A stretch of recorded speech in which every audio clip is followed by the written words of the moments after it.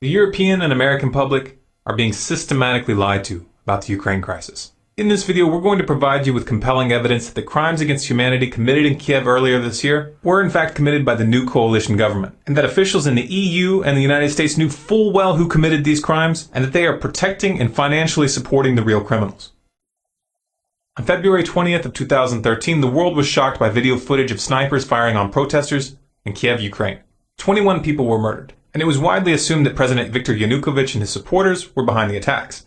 However, a phone conversation between EU Foreign Policy Chief Cathy Ashton and Estonia's Foreign Minister Urmas Paet, which was leaked to the public on March 5th, reveals that the snipers were actually from the new coalition government, and that Western diplomats knew this and covered it up. Yeah. So that he has some sort of, how to say, trust among all these Maidan people and civil society. And second, what was quite disturbing, the same Olga told that, well, all the evidence shows that people who were killed by snipers from both sides, among policemen and people from the streets, that they were the same snipers killing people from both sides. Well, So that, and then she also showed me some photos. She said that has medical doctor. She can, say that it is the same handwriting, the same type of bullets, and it's really disturbing that now the new coalition, that they don't want to investigate what exactly happened, so that there is now stronger and stronger understanding that behind snipers it was not Yanukovych, but it was somebody from the new coalition. For some reason, the US media didn't think that little detail was worth covering. But wait, I thought the opposition protesters were just peaceful activists who wanted a chance to join the European Union. Well, yeah, that's the official narrative that the US media outlets are peddling. But the real story is far more ominous. It turns out that the most powerful and influential contingent in the opposition is a coalition of literal fascists and neo-Nazis. And they aren't peaceful. In fact, they're extremely brutal.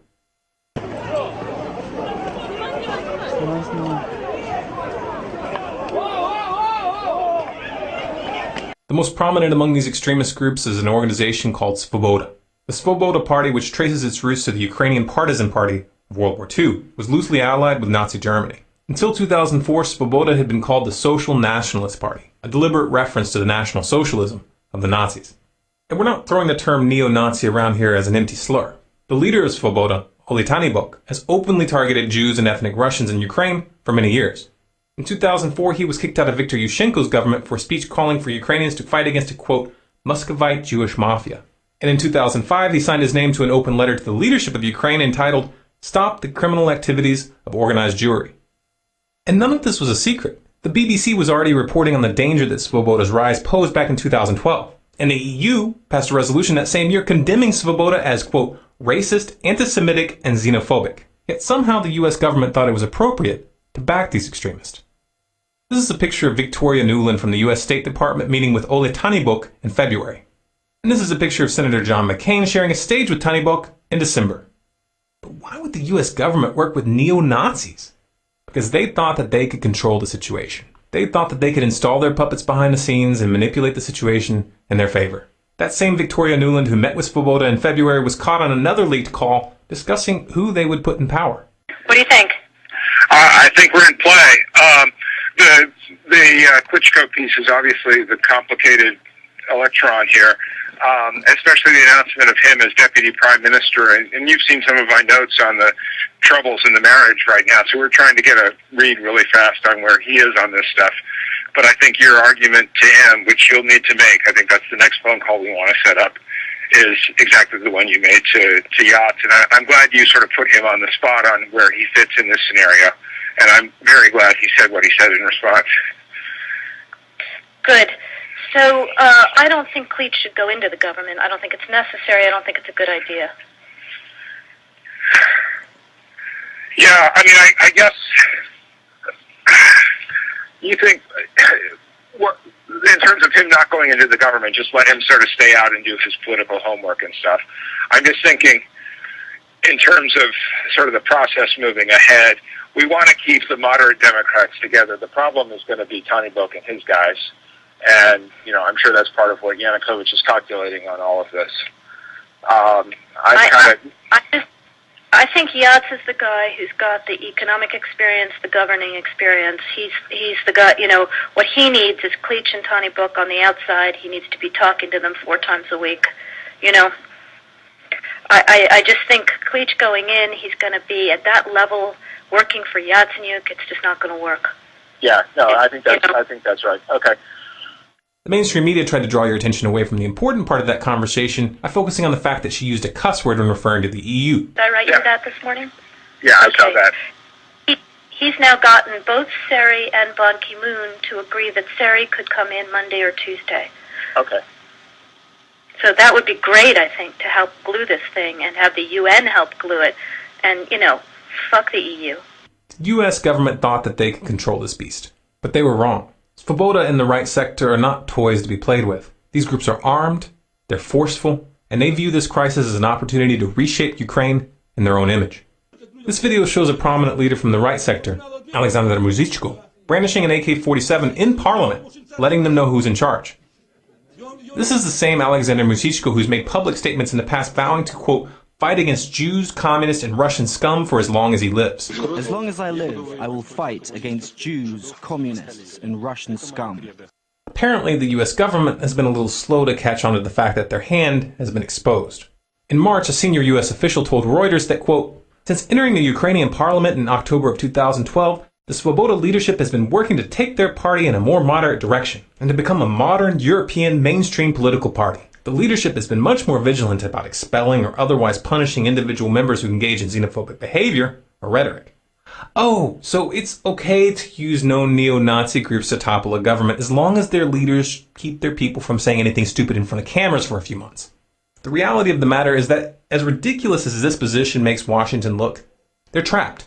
They can't deny that Svoboda and right sector are running a coalition government when Svoboda holds 5 senior posts, including the deputy prime minister position. And the right sector's Dmitry Yarosh is now the country's deputy secretary of national security. But what about that dramatic video, I Am Ukrainian, that went viral as the crisis was unfolding? It was so compelling, so heart-wrenching. Yeah, but who made it? A whisper to a roar. Who are these people? Oh look, a link in the description. Let's click it. They have a website. And a behind-the-scenes section. Oh, it lists the filmmakers. Who's this here? Larry Diamond, inspiration and executive producer. He's also a member of the Council on Foreign Relations and the National Endowment for Democracy. And he's an advisor for the U.S. State Department. You know the funny thing about the National Endowment for Democracy? Is that even though they call themselves an NGO, they get virtually all of their money from the U.S. federal government. You can easily verify this by downloading their annual financial disclosures. I'm sure it's just a coincidence that the NED has been pouring massive amounts of money into Ukraine to, quote, strengthen democracy and civil society. That sounds nice, doesn't it? Democracy, civil society. Of course, by now you've realized that when they talk about spreading democracy, what they really mean is regime change. And they are willing to work with the most despicable elements when it's expedient. This is exactly the same game as they played in Syria. The U.S. government funded known extremists, literal terrorist organizations who have been documented massacring whole towns. And even after those extremists used sarin gas on thousands of civilians and got caught by the UN, Washington still covered for them. Even to this day, they are still funding those murderers. They are still training them. And they are still sending them weapons. There's a word for that. State-backed terrorism. But the situation in Ukraine didn't unfold as planned. The Parliament of Crimea in the south of Ukraine voted to secede. And they're putting the decision up for a public referendum on March 16th. The U.S. government claims that this referendum is unconstitutional and says that they won't recognize Crimea's decision as legitimate regardless of the outcome. So a foreign-backed neo-Nazi coup which takes control of the government without a vote is constitutional, but a declaration of independence placed to a general vote is not? Seriously, that's the best you guys can do? Who writes these scripts? Take a step back and look at the pattern. The real stakes of this drama are much bigger than Ukraine or Syria. And these are not random or isolated events. We are witnessing the final stages of a geopolitical chess game that is designed to end in war. But in order to get that war, they need to convince you, the public, that they didn't see this coming. They need you to believe that the other side was the aggressor. They're counting on you not paying attention to the fact that Obama signed an order targeting Russia with sanctions this past week and revoking the visas of a number of Russian diplomats. They're counting on you not noticing that Russia had warned that such a move would result in Russia dropping the dollar and encouraging others to do so as well. Oh, and did I mention that China is on Russia's side in this conflict? The same China who keeps our economy afloat by loaning us more and more money. That's a brilliant idea. start an economic war with China.